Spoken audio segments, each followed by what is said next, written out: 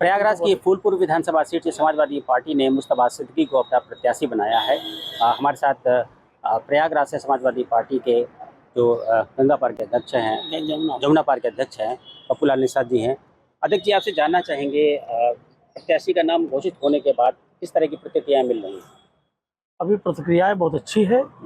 हमारे माननीय राष्ट्रीय अध्यक्ष जी की बातों को हमारे कार्यकर्ता सब मान रहे हैं। आगे भी मानने की हम लोग आशा है। अगर आगे कोई इस तरह की बातें आती है, कार्यकर्ताओं की बातें आएगी, तो हमारे राष्ट्रीय अध्यक्ष संज्ञान हम लोग तो डालेंगे। लेकिन अभी राष्ट्रीय अध्यक्ष जो निर्णय ले लिया है उसके हम लोग स्वागत करते हैं और उनके लिए चुनाव प्रचार हम लोग जम करके करेंगे। उनको जिताने का काम हम लोग करेंगे, क्योंकि लोकसभा चुनाव में हम लोग 18,000 वोट से फूलपुर चुनाव जीता है और माननीय अमरनाथ मौर्य जी कम वोटों से चुनाव हारे हैं।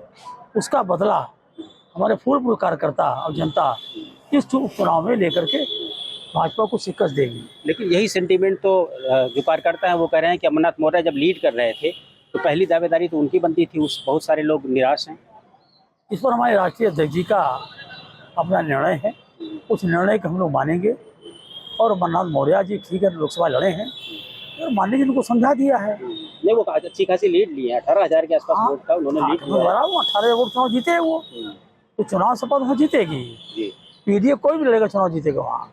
अच्छा, एक और बात होती है मैसेज देने की।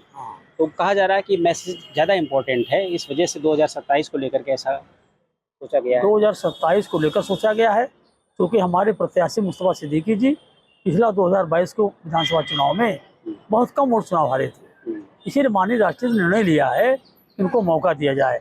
और 3 बार के विधायक रह चुके हैं ये, इनका क्षेत्र में अच्छी पकड़ है, कार्यकर्ता इनको सब मानते हैं। तो 2027 ज़्यादा महत्वपूर्ण है। 2027 हमारा बहुत महत्वपूर्ण है। अच्छा, लेकिन एक और नुकसान हो सकता है।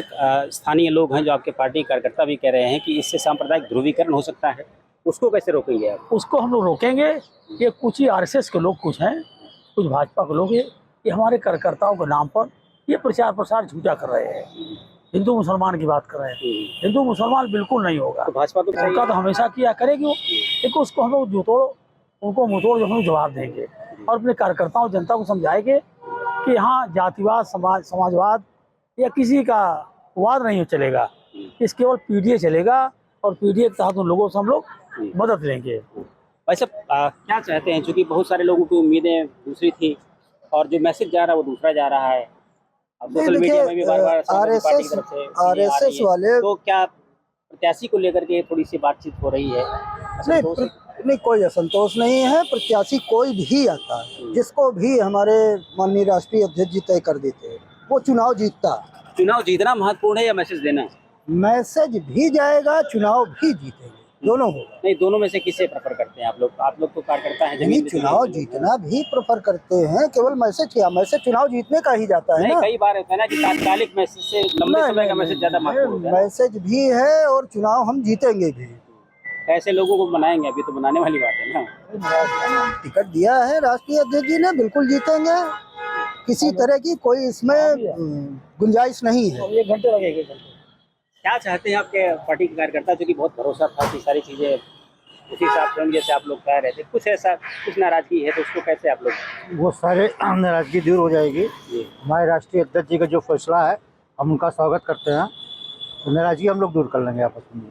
जातीय समीकरण तो कुछ और कह रहा है और आप लोगों ने जो आपको जो जिम्मेदारी मिली है प्रत्याशी को, तो दिक्कत होगी कुछ की नहीं? क्या लगता है? नहीं, कोई दिक्कत नहीं होगी।